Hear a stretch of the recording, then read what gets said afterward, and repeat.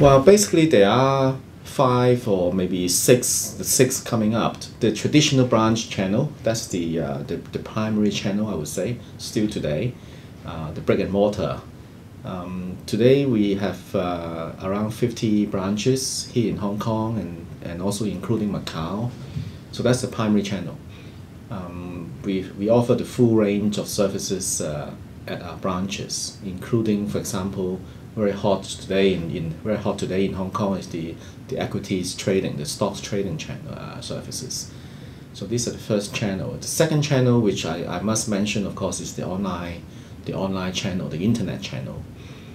In fact, the latest figure I know of is over 60% of the I just mentioned stocks trading, the equity and investment products. Over 60% of those are actually already going through the online channel, coming in from the internet, instead of people calling in or going into the branches or calling into the dealing rooms. So the landscape is shifting, over to the internet online banking channel. The third channel, of course, is the phone banking.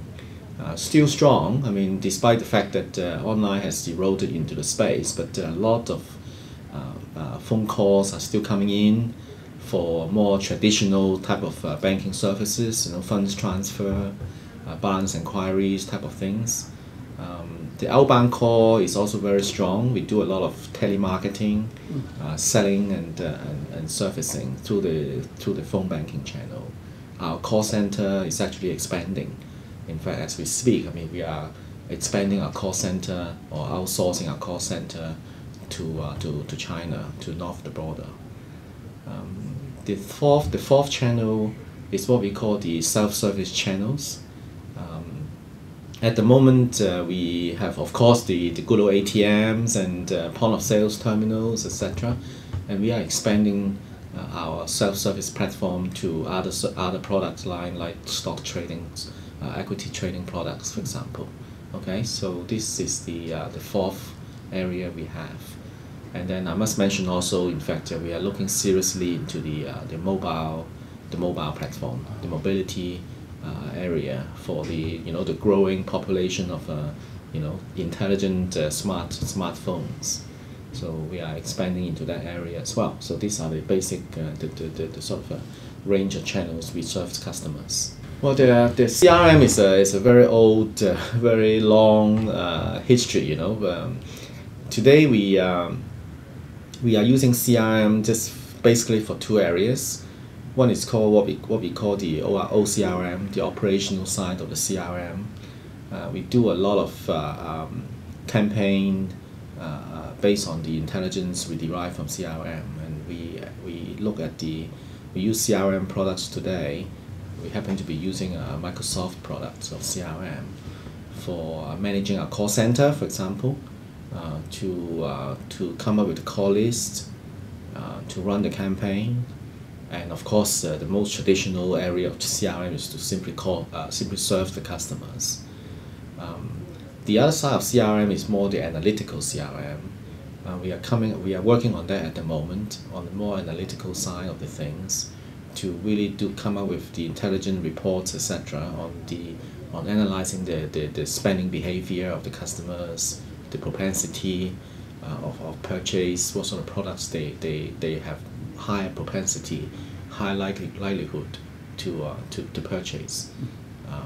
So that analytical part of the CRM is the next area that we are going to look into. Yeah. Well, I must say that social networking, I mean, despite all the hypes, is still, to me, I mean, to us here in banking industry, I would say that's still a fair way to go. We haven't really gone into that space as yet in terms of making use of the various social networking platform.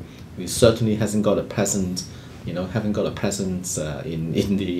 the second life and our presence in Facebook, etc. We haven't done that yet.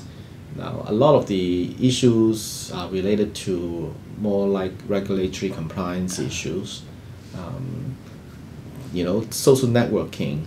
We keep a close eye at some of the pilot projects by banks, mostly overseas, like in Australia, for example.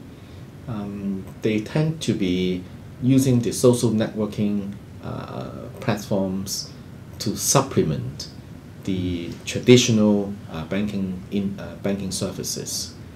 They may target certain focus groups, certain segments of the customer base, and they focus on certain products, which I noticed the way they go. I mean, it's not a comprehensive sort of presence in a social networking. They're not leveraging it for everything and for everybody. So they tend to be focused using the social networking. Now that is something that the regulators still have to come up with guidelines as to how the bank will be held liable for that sort of discussions in the social media, in the social networking media. Okay, whether the bank is totally, unreliable. I mean, not liable, or whether it's something the bank will be held liable.